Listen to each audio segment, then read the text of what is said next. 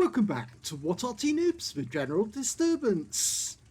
This is the Skorpion, the Tier 8 German premium tank destroyer. It's located on the north spawn of Overlord and it's under the command of Razen89. Now he's landed in a Tier 10 game with Tier 8 tanks in it, so he's bottom tier in this one. This is going to make this an interesting game because he's up against some serious opposition.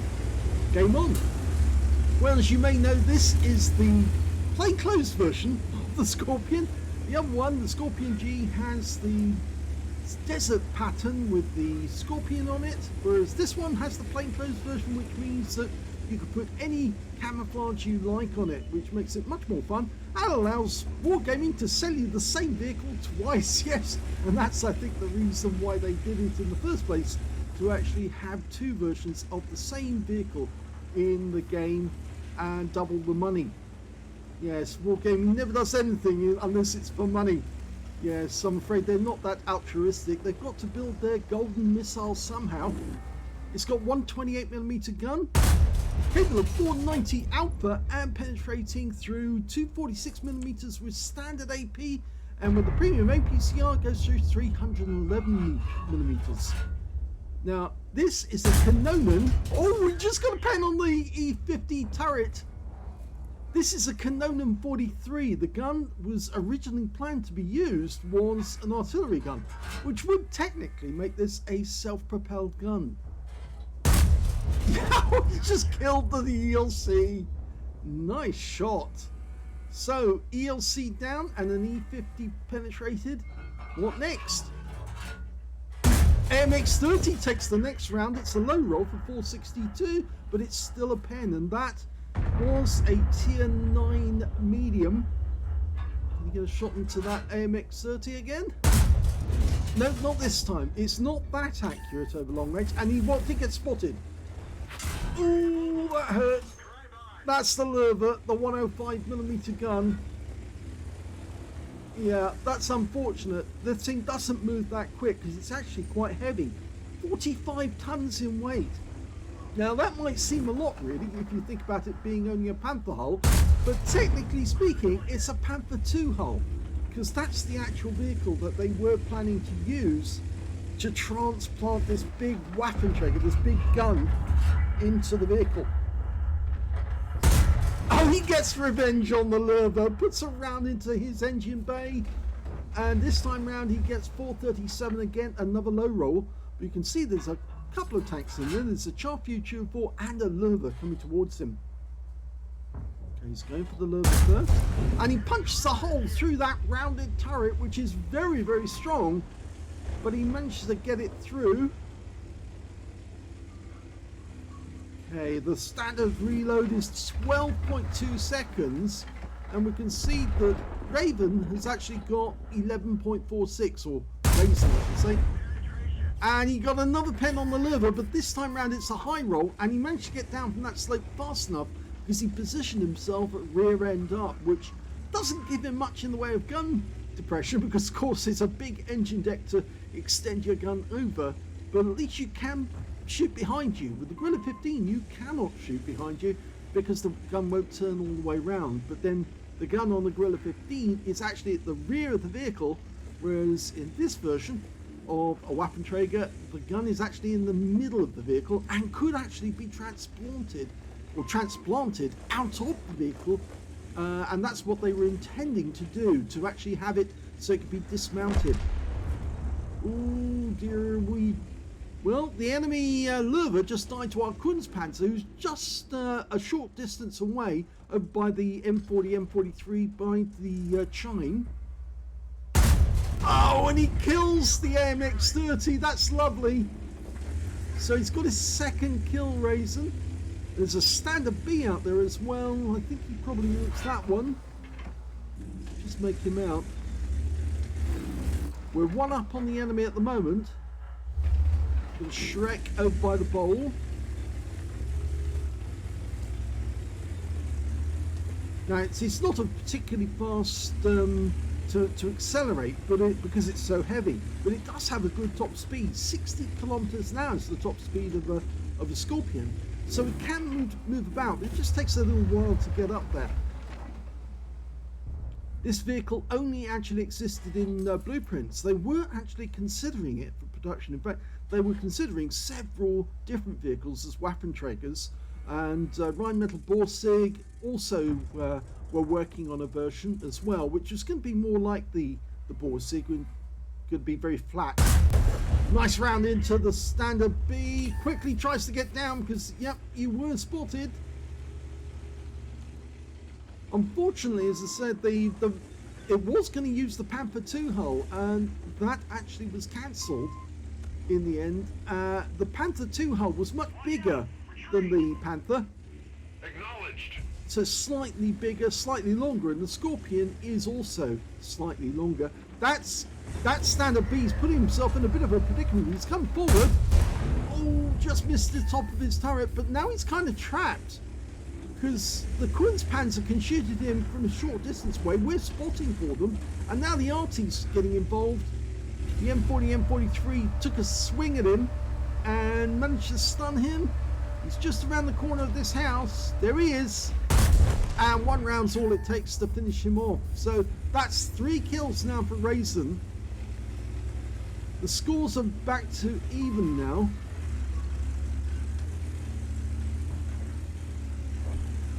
Okay, we've just lost 2 more vehicles, so now we're 2 down on the enemy. And we're way down on hit points. Look at that. The enemy's got 6,500. We've only got just under 3. So they've got double our hit points. And Razen has to move forward to enable his teammates to get shots, because of course the M40, M43 can't shoot unless he sees what's in front of him and suddenly knows where the enemy tanks are. The Kunstpanzer's decided to redeploy, and unfortunately we just spotted a Wizzy 111 Model 5A, and we got spotted as well.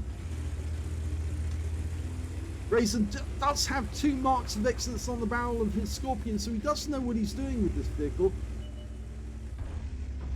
It's not quite point and shoot, this vehicle. You do have to think about it, and we've just lost our M40, M43 to the Wizzy 111 Model 5A. So we're now 3 down on the enemy, and way down on hit points. So it's looking very much like their game to lose now. If they are going to lose it, it's going to take a lot of effort. But we've got the right vehicle to do it, and Razen spots that 5A again. Pumps one into him, makes him a 1-shot. And now the Kunstpanzer can get a go. So he's got 144 hit points. Even a Kunstpanzer can take him out. Backs up into the bush again. And now we've got a CS63 coming in. Ooh, didn't reload fast enough there. Puts a round into a T10, and that was a really good shot. Makes him a 1-shot too now. 122, but we were spotted, so we can't go straight back up again as if we wanted it. And the T10 goes down to the Kunstpanzer. Oh, but we just lost the Kunstpanzer to the Wizzy 111 Model 5A, and I think he's the one that's capping. Yep, he is. Oh, and we get a hit, but the CS63 hits us in the track, and now it looks like Razen might have a high caliber. He's got 20% of the enemy hit pool. No, not guaranteed. Somebody else might get it instead of him. Didn't get that shot into the CS63, who's coming straight towards us. You'd think that the Char Future 4 would dive in as well, and both of them would try to assault us at the same time, because this very slow reload rate is a bit of a problem. There's the CS. Oh, 1 shot finishes him off, but the Char doesn't react. He should have come in at that moment, unless he's reloading. I can't see why he missed the opportunity there to dive in quick and get a shot, but he's allowed Razen to reload. There he is. Doesn't get him. It's not that point and shoot. This thing, you have to lead the target sometimes. It's only 920 meters per second to hit the target, so you have to lead the target when it's moving at speed some distance away. Trying to find that Char Future 4 now. He's the last one alive against two enemy, a Sharpie Tier 4 and an AT-15. That's not the premium, that's the Tier 8 British tank destroyer, the assault tank destroyer. Can't see the Sharpie. Oh, he's behind us! Oh my god, he's behind us, and he pumps one 105mm round into us. We lose 407, we can ill afford to lose. He's using the Rex for cover, and we now get hit by an AT-15, and I think that was a 17-pounder round. The second round actually went into the tracks. That's some saving, and of course we did get the Sharpie Tier 4, so now it's just the one tank left, the AT-15, and Razen's doing his best to evade. The AT-15 is not particularly fast, but he's much healthier than us. If you look at the bar at the top of the screen, you can see we've only got 189 hit points, but that AT-15's got 1,087. So it's going to take at least 2.5 shots. Well, 2.5 shots. It's going to take at least 3 shots to take him down if we get average rolls.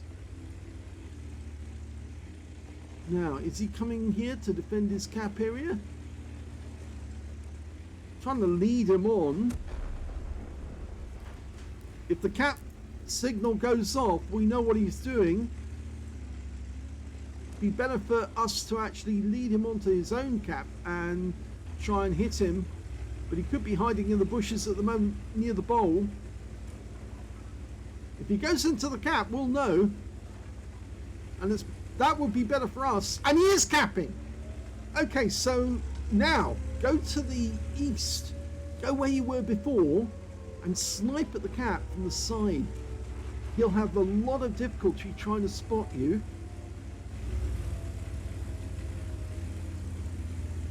It's an amazing turnaround, because at one point it was 2 versus 3 and now it's 1 versus 1. And they've got a very real chance of winning. You remember, at one point they had 6,000 hit points and Razen's team only had 2.5. So they've managed to turn it all the way around and give their team a good chance of winning this. It's a very good position here that he can pop up in the bushes and get shot. So he spotted him. Now, okay, just pump around into his side. Gets one in. A low roll, 471. Wait a sec. Okay, now move up into the bush. He doesn't know which one you're in. Okay, can we see him? Yes, we can see him. Okay, back up. This thing stands up very high, the Skorpion. And he gets another round in and another low roll, 448, but that makes him a one shot. We can actually load the HE now and take him out. We've run out of APCR to fire, so... Oh, he fires blind and doesn't get a hit.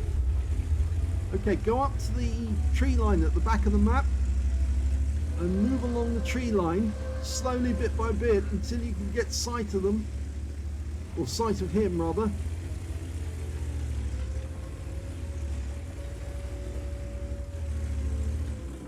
Careful. We don't want him to get a shot in if we can help it, because he could wipe you out with one round.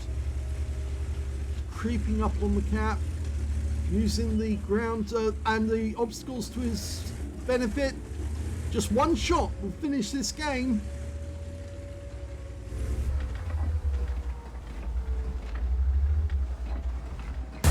Oh my god, he's done it with a blind shot! Oh, that is fantastic! Guns up for Razen. He's just won the game with a blind shot. Here's the end of battle stats, and that was an ace tanker game for Razen89 in the Rheinmetall Skorpion.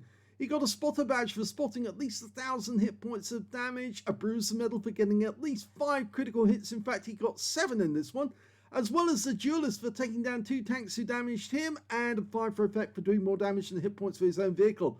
He reset the cap enough times with the Model 5A and also with the AT-15 to get a Defender medal by getting at least 70 defense points. And he got a Top Gun for getting at least 6 kills. The last kill was the 7th, actually. I didn't miss out that when he killed the Charfuture 4, he actually had his 6 kills. But I was so focused on him trying to avoid getting shot by that AT-15 that I forgot that it was his 6th. But very well done to get 7. One short of getting a Radley's, unfortunately. Couldn't get the Radley's. There wasn't enough enemy tanks left to score it. But very well done all the same. But he didn't get a high caliber. Now, that might be because there might be somebody else out there who had more damage than Razen did. Let's have a look at team score. Well, the damage that Razen89 got was 6,265, but the highest damage in the game turned out to be the Wizzy 111 Model 15, Model 5A rather, I should say. He managed to get 7,250 hit points of damage, and he picked up the high caliber as well as a Top Gun. So he equaled, he managed to get the award as well, but he got the high caliber, but he didn't get the highest number of kills. If we look at the rest of the details, if I close this down, okay, the highest, third highest damage was that Charfuture 4, the one who scuttered away as quickly as he could instead of actually taking the opportunity to kill Razen when he did have it. 4,263 hit points of damage to him. When it came to kills though, it was Razen who got the highest. He got 7 kills, 1 short of a Radley's. 6 kills went to the Model 5A and 3 kills went to the Charfuture 4. Again, I think he missed out. If he was in reload, I could understand it, but if he dived over that mound at the right moment to support his CS63, then he might have been able to take down Razen whilst he was still in reload. When it came to base XP, it's Razen. Yes, he got 2,073 base in that game, and that's mainly down to the fact it was a tier 10 game. He was tier 8 premium, and he was hitting higher tier opponents, so he was earning extra XP for everyone that he struck. Even the Charfuture 4 was a higher tier than he was. So yes, extra XP all the way along. The second highest base XP in the game was the Arty. The M40-M43 managed to get 965 because he did a huge amount of damage, and some of that spotting was down to Razen, funnily enough, as well. 839 went to the Panhard EBR on his own team, the EBR 105, and he got 8, yes, and he did a fair bit of damage and kills as well. Razen fired 24 shots in the game, got 18 direct hits on the enemy and 17 penetrations. Damage of 6,265 hit points, of which 3,809 were at more than 300 meters. He received 5 hits from the enemy, 3 of them penetrated, 2 non-penetrations. 10 enemy vehicles damaged, 7 killed, and 1,943 hit points of spotting assist. He also got 100 defense points in the cap by resetting it enough times. He earned 117,960 credits from the game, 88,470 from personal reserves, 265,410 credits altogether, and after repair, ammunition, resupply, and consumables on a premium account, 170,114 credits profit. 2,073 XP for the battle, 1,555 in personal reserves, 311 for this being a premium, and took away 4,976 experience points altogether.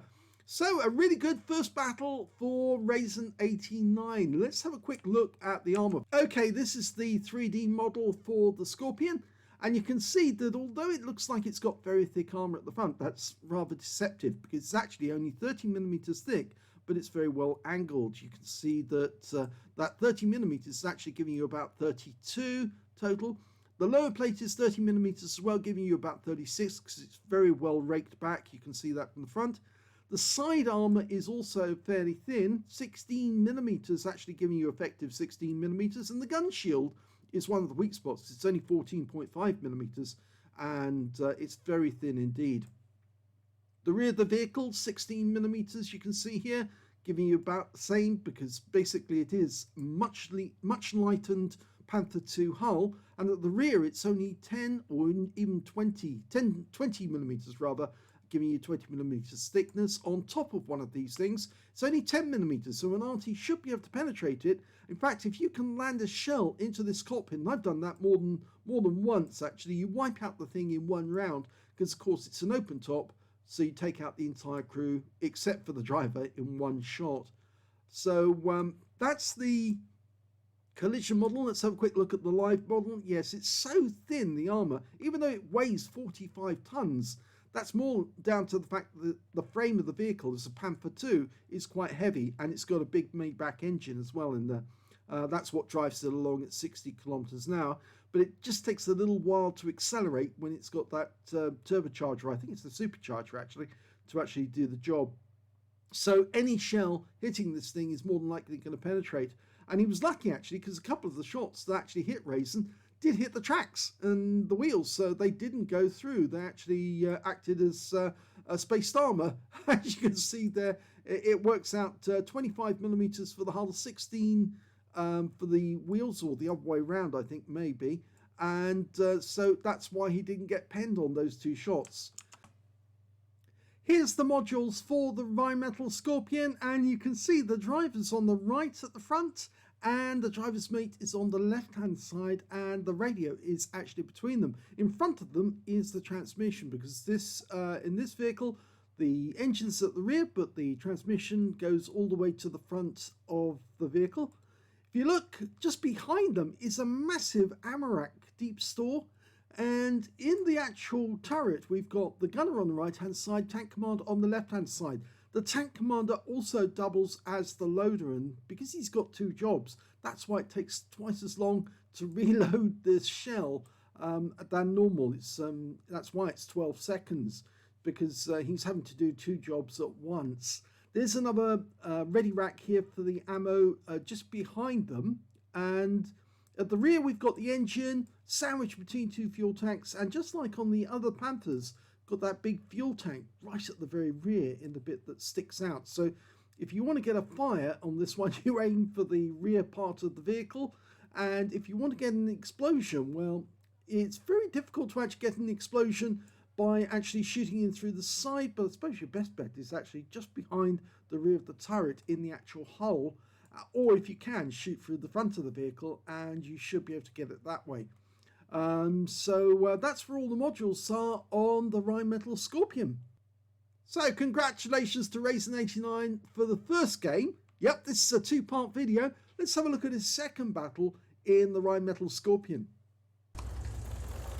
The second replay is on the north spawn of Ghost Town, and it's underway. Well, despite the fact that he didn't get some very accurate shots in the first battle, a few missed, it does have the second best alpha after the SU-130PM, which has a 520 alpha compared to this 490. It's also got fairly good accuracy and penetration, and a decent top speed, as I mentioned, 60 kilometers an hour to move about. But one of the really good things about this tank destroyer is the fact that it does have a fully traversing turret, when of course the Gorilla 15 doesn't. It only goes around so far. So you can hit targets that are behind you, if they do manage to get behind you, but the turret traverse is not that great. It's actually fairly slow, so you do have a problem if the enemy does get behind you, because you have to chase them around. Oh, first hit, and it's on the T-52. He gets 542 hit points from that, which makes that a high roll, and the T-52's gone down, so that's a good kill. The only problem now is that he's kind of trapped out in the open, and there are Arty in this game, and the enemy Arty is an AMX-13 F3, and it's more than likely he might try a shot in this direction, because after all, this thing does have fairly thin armor, and he'd probably want to get some splash on you. As I mentioned before in the previous replay, the fact is that this is actually an artillery gun that's been mounted on top of a Panther hull. It's the Canonum 43, so it's not a KWK or a pack. It is definitely an artillery piece, and this makes this a self-propelled gun. A lot of players think, oh, it's a tank destroyer. It's not artillery, but it is technically. But of course, they never put it into production because the Panther II wasn't put into production. But, oh, look at that! OI takes a round, 472, a low roll, but he goes down immediately afterwards. And this is the great thing about this gun, it does so much damage. When it does hit a target, it slices its way through because of the good pen. And then other tanks on your team can get a real decent hit to take you out. And take the enemy out. As I said, the bad thing about it is the camo. It's so tall, this thing. It stands up, well, like a sore thumb, you might say. Everybody can see it because it's so big. And as a consequence, it makes it much easier to hit. If this was a Borsig, then it could just slide into a ditch and nobody would be able to spot the thing because it's just so low to the ground. But this thing tends to stand up quite a bit. Okay, well, nobody appears to be coming up the west side of the map. There was a Progetto spotted a little further off. And the VK, well, he really should be out in the field, even though he's got the 75mm version. He should be hunting on spotting for us. It looks like the enemy are coming out the north end of the town now. There they are. Oh, missed the Super Hellcat. But we didn't get spotted, so we can give another try. Okay, still there. Yes! Oh, he got a kill shot. He's got his first kill from a blind kill shot, like he got his last kill in the game on the other replay. Okay, so we've got two different directions, and the Progetto's been spotted again. There he is, up there somewhere. And, oh, the T-29's come to sight. Put a round into him, uses the bush mechanic. Oh, and he gets a kill shot on him too! Don't block the T-34-1. Allow him to get out. Okay, we've got another tank coming into sight. The T-34-1 on the enemy team. No, that one went over the engine deck, I think. And now we've got a problem because there's three tanks coming towards us at the same time. So we have to select which one we're going to go for first. He's going to go for the KB-85. Fairly thin armor, gets a high roll for 529. The T-34-1's taking up position to deal with them. He's shooting over the engine deck. Well, no, he's not over the engine deck actually. He's turned it the other way round. That Progetto is taking chunks out of our T-25 too, and unfortunately got the kill. We're 2 down on the enemy at the moment. This is not good, but we do have a fairly good sniping position. It's just that VK-2801 is really in the wrong place. He's spotting out the field and he's sitting up here on the heights. I think he's kind of inexperienced as a light tank driver. The AMX-13F3 is doing what he can under the circumstances, but now the enemy is actually getting close. Oh, he just got a blind kill! He just took out the Progetto 46. He worked out which bush he was in, put a round in there, and yes, he was there, but we've now taken a round from the Super Hellcat because he can just about see us. So we've had to back up a little, and the AMX is kind of crowding us in here. But I suppose he needs a bit of protection as well. I think he needs to back a little further back. The SMV CC67 is on this side of the map, but that AMX is in a bit of a position. From there he can be spotted by the Super Hellcat. Not anymore, he can't. That's another kill. 4 kills now. Oh, we just got hit by our own Arty. Mind you, we did move in front of him just as he fired. And that's another kill there. I guess the AMX-13F3 was not looking at his reticule because it must have been red when he fired. Either that or he was taking revenge on Razen for sitting in front of him. Okay, SU-100M1 can get a kill. Yes! That's a Top Gun. So it is possible for him to get a Pools medal if he can get the more kills. It looks like he's going to have to, because there's only 3 left on his team, and one of those is the AMX-13F3. The other one's the T-34-1, who got in his way earlier, who actually did go down into the town, but he's kind of outnumbered down there. And in fact, he's taking damage, which is not good. And there's a Type 59 down there as well. Okay, we can get around into the Type 59. He's just on that corner. And, oh no, the SMB comes into sight. Gets that one instead, so he's now got 1 left. Oh, and the AMX-13F3 takes a kill as well. And now we're being hit by an SU-130 PM. Can we get them? Yes! And that is a Radley's. So, and that's good news. Oh, that was enemy Arty trying to have a go. There's only 2 left on the enemy team, so it's still possible to get a Pools medal out of this one. There's only that SMB CC67 over on the east side of the map, the west side of the map, I should say. The other Arty is the AMX-13F3 at the other end, and he did try to hit us. I didn't see which direction the shell came from though.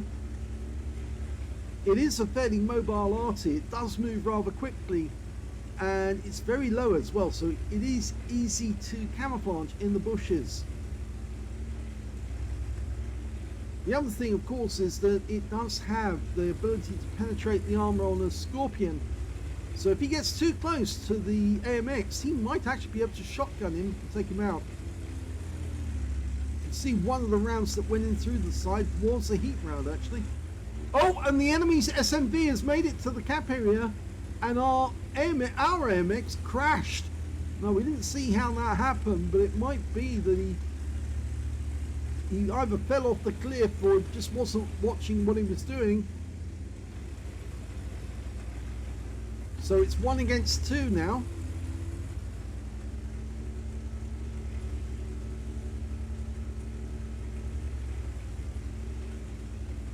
Now the SMB CC67 may not be too eager to actually cap, seeing as that cap is fairly open. And if he does go into it, there's a fairly good chance that we could snipe it at him from a distance, take him out that way. Okay, we've loaded an APCR. I don't think that's really necessary. Much better to have the HE at this point in the game. The HE will definitely do damage to an AMX-13F3 AM because it's open Arty. It hasn't got any shields. If he's not going to go up the east side, I could definitely get up onto the hills overlooking the west side, so you could look down on the cap area and see where he is. He's cutting directly across to the corner at C1 or D1, but he's actually decided to stop. Take a look here, and it is the SMB. The SMB knows he's been seen. That's 1 round in, and he's going to need at least 2 more. The SMB now knows from which direction he fired. That's 2 rounds in. Next shot will get a kill, but we were seen, and that means the enemy Arty is probably going to have a go. So he needs to get ready. It'll probably tell us where he is though if he does fire. And he stopped capping. Well, that SMB's shown some sense at last. You can't afford to cap, not in this game. Oh, he gets a kill shot on the SMB. Well, maybe it was a good idea having the APCR after all, because that paid off. So it's now just him and an AMX-13F3 between winning a Pools medal.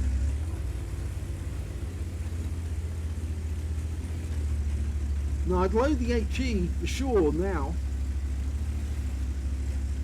The HE on this vehicle, wait for it to come up, there you go. It comes up, it's 630 alpha, penetrating 65mm. As I said, the AMX-13F3 is an open Arty. There's no gun, there's no armor at all, and he's found him. Okay, he is looking this way. We've been spotted, and 1 shot. wins the Pools medal. And that is the end of the game.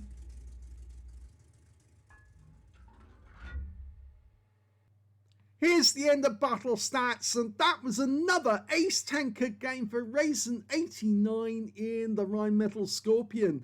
He managed to get a bruise the medal for getting at least 5 critical hits. In fact, he managed to get 8 in that one. A duelist for taking down 2 tanks who damaged him. A fire for effect for doing more damage than hit points to his own vehicle.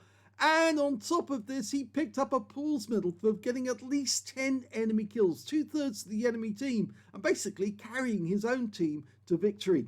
He also got a tanker sniper for doing the most damage at a distance of 300 meters or more, as well as a high caliber for dealing the most damage in the game, and a top gun for getting at least 6 kills. And even though it was an Arty that he had to kill at the end to get the last kill of the game, it was very satisfying that he managed to carry it all off, all on his own at the end. Let's have a look at the team score. Well, the highest damage was 5,481 hit points. The second highest damage was the SU-130PM, managed 3,436. And the third highest damage turned out to be that T-34-3 on his own team with 3,008. When it came to kills, he easily had the top with 10 kills. The next highest scorer only had 1/3 of that amount, and that was the SU-130PM on the enemy team, who only had 3. And then 2 kills held by the T-34-3 on his own team, and the Progetto 46 and AMX-13F3 on the enemy team. When it came to base XP, yep, he's got that one too, 1,614, 1,044 went to the T-34-3, and 819 went to the T-34-1. He fired 17 rounds in this game, 15 direct hits on the enemy and 15 penetrations, 5,481 hit points of damage, of which 4,110 were at more than 300 meters. 2 hits received, both penetrations, I'm afraid. Yep, he did get penetrated. Well, one of those shots was the SU-130PM. If I remember correctly, the other one was the Hellcat. Actually, he did manage to get a shot on him as well. 1 enemy vehicle spotted, 13 enemy vehicles damaged, 10 killed, and 137 hit points of damage assist. So there was only 2 enemy vehicles he didn't touch in the entire game. He also managed to get 59 defense points by resetting the cap when the SMV was sitting there in the cap. It was a very bad decision for the SMV to do, to be honest, sit in the cap, because he just made himself an obvious target. This map is one of the worst maps if you're trying to cap, because it's so open and there's those hills on either side that actually enable somebody in the distance to shoot at you. So really, I can't think what the SMVCC was actually thinking. He should have actually been encouraging his opponent, or in this case Razen, to actually cap and then to shoot at him from distance, or lie in ambush waiting for him to come back and then take him out from the ambush position once he'd actually spotted him. But he made the mistake, so therefore he pays for it. 92,793 credits for the battle on a premium count, 69,595 from personal reserves, and 80,000 from personal missions payout, 288,785 credits for the entire battle, and after repair, ammunition, resupply and consumables, still made a profit of 224,295 credits profit. 1,614 XP times 5 on this occasion, 1,211 from personal reserve bonus, and 242 for this being a premium vehicle, took away 13,558 experience points altogether. So 2 great games in the Rheinmetall Skorpion, proving that it's just as good as the Skorpion G. In fact, it just the person who actually uses it to see if they actually have the ability to know how this thing actually works well. In fact, Razen did actually know how to make it work. The ideal way is actually to turn it the other way around, so it can accelerate away from a set of bushes. So you actually shoot over your own engine deck. It's a little difficult because, of course, it doesn't have great gun depression to start with. This thing only has 7 degrees. But if you do shoot over the engine deck, you get less than that. Actually, you get 0 degrees of depression. But the thing is that you can move away fast enough to actually get out of the way of the enemy. He made the mistake of being the wrong way around in the first battle on Overlord. So he did actually get hit twice in that moment. But he corrected that mistake and got it right the next time, and was able to use the vehicle carefully enough to actually end up getting the highest number of kills. Even though he missed out on a Radleys, he got the highest number of kills, missed out on the high caliber, but, well, he won the game for his team. But in the second game, he really won it with a vengeance and got that Pools medal, as well as another ace tanker. And this time round, he did get the high caliber for doing the most damage. The only thing I'd say is that he did annoy several of his teammates up on top of that hill. But then he's a tank destroyer. He's supposed to be shooting from a high position, a vantage point, to take out the enemy. But he did get in the way of that AMX-13F3. And I think that player may have actually fired at him out of anger because he was blocking his shot. And as for the T-34-1, well, again, I think he felt that he was being pushed about by Razen. But then again, Razen did have the skill to pull off the game. And maybe that T-34-1, I should say, didn't know that at the time, but he does now. So well done to Razen. 2 really good, interesting games with the Skorpion. If you enjoyed these replays, please give them a like. Do subscribe to our channel. Leave a little comment down below because it feeds the algorithm. And thank you for watching.